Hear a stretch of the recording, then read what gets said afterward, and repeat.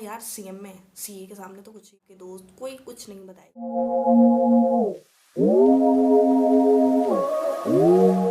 Hi guys, welcome back to my channel. This is me Ayushi and इस video में ना मैं तुम्हें वो सब बताऊंगी ना जो आई थिंक शायद कोई कोचिंग के दोस्त कोई कुछ नहीं बताए। इस वीडियो में मैं इसी बारे में बात करूंगी। सीएमए इंटरमीडिएट सीएमए को स्टार्ट करने के बाद या करने से पहले हमारे दिमाग में जो भी थॉट होते हैं ना, मैं उस सबको क्लैरिफाई करूंगी।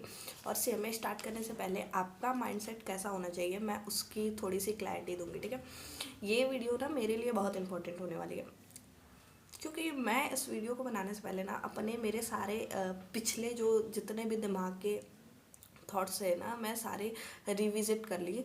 क्योंकि मुझे भी स्टार्टिंग में सीए के सामने तो कुछ यूं यूं चुटकियों में बना के वो कर लूँगी।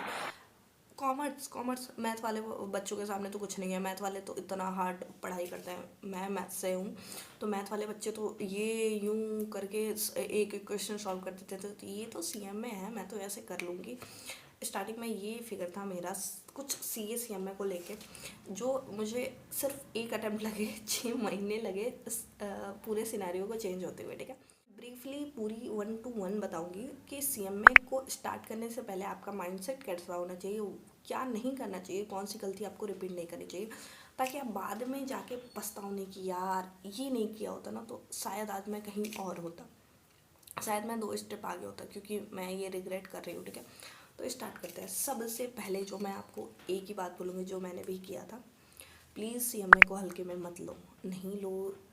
बहुत सारी यूट्यूब पे वीडियोस होंगी, बहुत लोग कहते होंगे ओ सीएमए ईजी है, सीए के कंपैरिजन में बहुत ईजी है, हो जाएगा। नहीं, नहीं हो पाए। सबसे पहला ही लाइन मैंने पंच लाइन यही बोल दी कि प्लीज़ हाँ सीएमए को हल्के में मत लो। मैं ले चुकी हूँ। मैं सबसे यही बोलती थी कि यार सीए बहुत ईजी है, सीए सीएमए का सिलेबस बहुत ईजी है एज़ कंपेरिजन टू मैथ्स वालों के, साइंस वालों के कंपैरिजन में सीए सीएमए का सिलेबस बहुत ईजी है, जो मुझे काफ़ी भारी पड़ा। हाँ, 2 अटेम्प्ट लग चुके हैं मेरे, इस शक्ल से देख के लग रहा 2 अटेम्प्ट लग चुके हैं मेरे।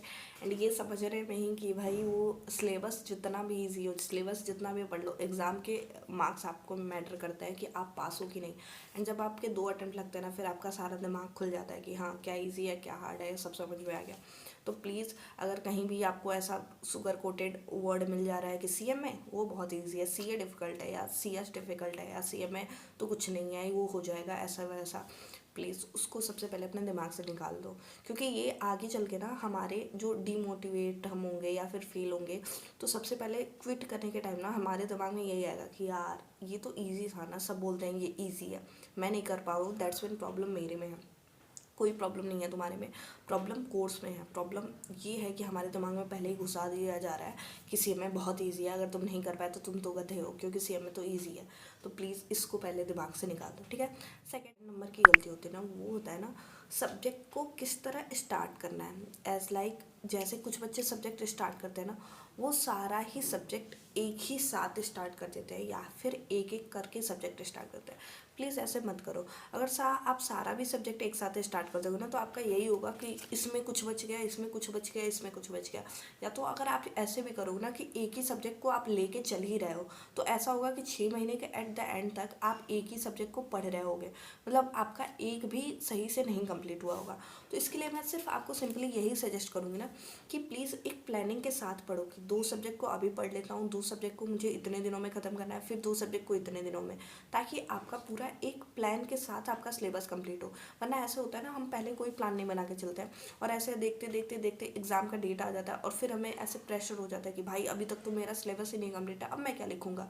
तो उस टाइम बहुत प्रॉब्लम होती है। तो प्लीज़ एक प्रॉपर प्लानिंग के साथ चलो। ठीक है, ऐसे कैसे भी मत स्टार्ट कर दो कि मैं तो कर लूँगा, एक एक सब्जेक्ट पढ़ के करूँ या पूरा एक ही साथ स्टार्ट कर दो, ऐसे नहीं होगा। में आ जाता ना, लोग इसमें बहुत ज़्यादा इग्नोरेंट हो जाते हैं। दैट्स मीन अगर हमारा पेपर 120 मार्क्स का आता है तो हम सेलेक्टिव स्टडी करते हैं। दैट्स मीन जो इंपॉर्टेंट टॉपिक है ना वही पढ़ेंगे, या फिर सिर्फ हम थ्योरी पे फोकस कर लेते हैं या फिर सिर्फ प्रैक्टिकल पे फोकस कर लेते हैं। तो ऐसे मत करो। ऐसे करोगे प्रॉब्लम आप ही को होगी, आगे चल के आप ही जो भी प्रॉब्लम में फंसोगे, अटेम्प्ट आपका लगेगा, 6 महीने बर्बाद आपके होंगे और किसी का कुछ नहीं बिगड़ने वाला। तो प्लीज़ एक माइंडसेट बना के चलो कि अगर हमारा पेपर 120 का आता है तो मैं पूरा सिलेबस ख़त्म करके ही जाऊँगा। ताकि एग्ज़ाम में जाके मुझे ऐसे पता रहे ना कि मेरा ये 4 पॉइंट बहुत ही ग्रेट है, पाँचवा में मुझे थोड़ी प्रॉब्लम हो रही है तो मैं पाँचवा छोड़ के छठवा कर लेता हूँ और सब में अच्छे मार्क्स से स्कोर कर। इलेक्टिव स्टडी मत करो कि मैं सिर्फ इतने नंबर का पढ़ के जाऊँगा या 40 नंबर लाना है तो मैं उसी अकॉर्डिंग पढ़ के जाऊँगा, इस हिसाब की स्टडी मत करो। प्रॉब्लम लास्ट में आपको ही होगी, ना ही आपके दोस्तों को जो आपको ये सजेस्ट करेंगे, ना ही किसी टीचर्स को। इसमें से किसी को भी कोई प्रॉब्लम नहीं होगी, जो भी आपको भुगतना पड़ेगा आप ही को उसके थ्रू जाना पड़ेगा। तो ये आप पे डिपेंड है, आप उसको कैसे मैनेज करते हो, ठीक है।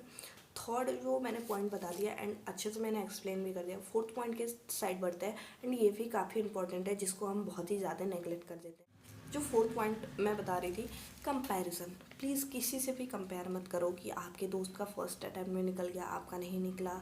आपके दोस्त का तो सीए है, उसका होते जा रहा है और आपका नहीं हो रहा है। सीए में तो इजी होता है ना। मैंने पहले ही पॉइंट में इन सारे ब्रीफली पॉइंट को एक्सप्लेन कर दिया, बट एट लास्ट मैं यही बोलूँगी, किसी से भी कोई कंपैरिजन मत करो।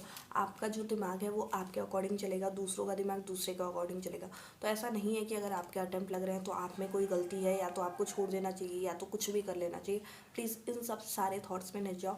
उसके अकॉर्डिंग अगर आपका अटैम्प्ट लग रहा है या आप फेल हो रहे हो या फिर कोई भी प्रॉब्लम हो रही है, आपको नहीं समझ में आ रहा है, कोई भी सब्जेक्ट नहीं समझ में आ रहा है, या तो आपके दोस्त ने कोई टीचर सजेस्ट किया है उससे आपको नहीं समझ में आ रहा है और आप कंपैरिजन कर रहे हो कि यार उसे तो समझ में आ गया, मुझे क्यों नहीं समझ में आ रहा है, मेरे में प्रॉब्लम है क्या। तो प्लीज़ इन सारे कंपैरिजन से हटो, अपना दिमाग यूज़ करो, अपनी सोच लगाओ थोड़ी सी। आपको नहीं समझ में आ रहा है, दैट्स मीन टीचर में प्रॉब्लम है, आपके दिमाग में नहीं प्रॉब्लम है। आप टीचर अलग से ढूंढो, अपने लायक टीचर ढूंढो, ताकि आप भी आपके तरह जो बच्चे हों या तो आपके जैसे जो आपके भाई बहन जो भी हों, आप उनको अपनी सजेशन दे पाओ, ठीक है। तो इसमें अपने सेल्फ डाउट तो पहले करो ही मत कि तुम्हारे में कोई प्रॉब्लम है, ठीक है। आ जाते हैं पाँचवें जो टॉपिक पे है, जो सबसे पाँचवा मेन टॉपिक है, डीमोटिवेशन। प्लीज़ प्लीज़ मैं आपको ये रिक्वेस्ट कर, काफ़ी टाइम होता है ना कि हमारे अटैम्प्ट जैसे लगते जाते हैं ना, हम उतना डिमोटिवेशन में जाते जाते हैं। एंड ये आई थिंक आपको आपको भी लग रहा होगा कि ये बोलना बहुत ईजी है कि मत हो डिमोटिवेट, जो फेस करता है उसको पता चलता है। तो हाँ, मेरे भी 2 अटैम्प्ट लग चुका है एंड आई थिंक कि मैंने वो फेस किया है, तो मैं बोल सकती हूँ। देखो, सबसे बड़ी प्रॉब्लम होती है ना, हम खुद में ही खो जाते हैं कि यार मैंने क्या गलती की, मेरे से क्या पॉइंट मिस हो गया, क्या हो गया, मैं तो सब अच्छे से पढ़ रहा था, मेरे में तो कोई गलती ही नहीं है। प्लीज़ एक एक पॉइंट को चेक करोगे ना तो आपको लगेगा कि कहीं ना कहीं तो आपने कुछ तो मिस्टेक की है एंड उसी पे सिर्फ काम करना बाकी है। अगर आपके अच्छे खासे मार्क्स आ रहे हैं तो सिर्फ आप वो जो 10% है या 20% है या जो 30% 50% भी हो ना, तो उसको आप सुधार सकते हो। आप अगर आप खुद चाहो तो आप उसको सुधार सकते हो। तो ऐसे डिमोटिवेट मत हो कि नहीं यार मेरे 2 अटैम्प्ट लग गए, मेरे 3 अटैम्प्ट लग गए, मैं तो कर ही नहीं पाऊँगा, मैं अब इसको छोड़ रहा हूँ, मैं मेरे से नहीं हो पाएगा। प्लीज़ न मत हो। और अगर आप डिमोटिवेट हो रहे हो तो ऐसे लोगों के साथ रहने का ट्राई करो ना जो आपको मोटिवेट करे, ना कि ऐसे लोगों के साथ जो आपको और उस बात के लिए फोर्स करे कि हाँ यार तेरे से नहीं हो रहा है, क्यों नहीं हो रहा है, तेरे में गलती है क्या, तुम्हारे में कोई प्रॉब्लम है। जो तुम्हारे में गलती ढूंढ रहे हैं ना, प्लीज़ उनके साथ मत रहो। पहली बात तो उनके साथ हो, या तो आप कहीं के रहो ही ना, आप सिर्फ अपना 6 महीने रूम में बंद होके पढ़ के सिर्फ 6 महीने एक अटैम्प्ट दो एंड देन उसके बाद आपका रिजल्ट ही बोलेगा कि आपने क्या किया है, ठीक है। And at last advice, please advice उनसे लो जिन पे आपने को ट्रस्ट हो, उनसे बिल्कुल मत लो जिन पे आपको 1% भी ना ट्रस्ट हो, या फिर जो आपको आगे बढ़ने ही नहीं देना चाहते, जो आपके पैर को खींच के पीछे ला रहे हैं एंड उसमें उन्हीं का प्रॉफिट है। तो ऐसे लोगों से तो एडवाइस लो ही मत, क्योंकि ये काफ़ी ही प्रॉब्लमेटिक हो जाएगी। ना ही वो आपको आगे बढ़ने देना चाहते हैं, ना ही वो खुद आगे बढ़ेंगे। उनसे एडवाइस लेके आप अपना करियर ख़राब कर रहे हो और इससे ज़्यादा आप कुछ नहीं कर रहे हो। तो मेरा यही सजेशन होगा, एडवाइस उससे लो जो अच्छा। यही सारे 4-5 जो भी पॉइंट्स थे मैंने यही बताया एंड आई थिंक आपको इसमें कोई प्रॉब्लम लगी हो या मेरा कहीं कोई भी ख़राब लगा हो तो आप मुझे बताना प्लीज़ कमेंट करके। एंड आपने सेम में स्टार्ट किया था तो आपके दिमाग में क्या चल रहा था, मुझे प्लीज़ यही भी कमेंट करके बताना। में हो या फाइनल में हो, मुझे कमेंट करके जरूर से इस बारे में जो मैंने बताया, मेरे लिए सबसे रिलेटेबल इसमें थॉट लगा जो मैंने सीएमए को हल्के में लिया था, जिसके लिए मैं आज भी काफ़ी साई फील कर रही हूँ कि मुझे लगा था सेम में कुछ नहीं है, मैं 2 महीने क्या, मैं 1 महीने में पढ़ के एग्ज़ाम दे लूँगी। तो ये सारे थॉट्स सबके दिमाग में होते हैं, तो इन सबों को हटाओ, इस पे ज़्यादा आपको ओवरकम करने की नीड है, बाकी और कुछ नहीं। और पढ़ते रहो, सेम में ज़रूर क्लियर होगा। एक दिन जब आप सेम में बन जाओगे ना, कोई भी अटैम्प्ट वगैरह नहीं काउंट करता, सिर्फ आपके जो नेम के आगे हो ना वो सेम में प्रीफिक्स ज़्यादा मैटर करेगा। बाकी ये सब तो फालतू हैं, इन पे मत ध्यान दो। बाकी बस इतना ही। Thank you for watching and please मुझे कमेंट करके बताना नेक्स्ट आपको किस टॉपिक पर वीडियो चाहिए ताकि मैं बनाऊँ। बस इतना ही। Thank you for watching. अगर आपको वीडियो अच्छी लगे हो तो please like share subscribe and comment. पहले तो मुझे ये बोलने में अच्छा नहीं लगता और मैं इतना फंबल कर चुकी हूँ, मुझे बोलने का मन भी नहीं करता। Thank you for watching, bye.